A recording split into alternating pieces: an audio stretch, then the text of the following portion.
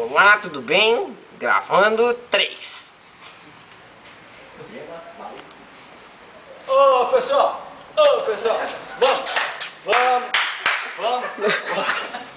vamos, já tá na hora, já deu hora, já, vamos, gente, já, não, chega, já deu hora, vai, vamos.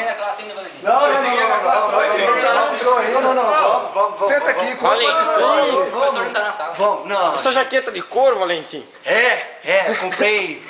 comprei em São Paulo. E o Meirado? São Paulo. Ah, não pode, né? Não pode, ficou meio assim, né? Então, comprei essa jaquetão aqui, 300 conto. 200 conto. 200 conto. São Paulo. Comprei em São Paulo. Mas não, vamos, para de me enrolar.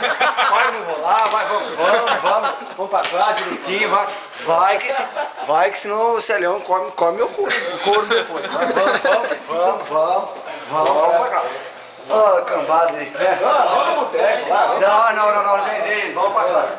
Vamos pra casa. E o Meirado, não tem? Não, eu sou um cara sério, direito. Não pode. Tchau.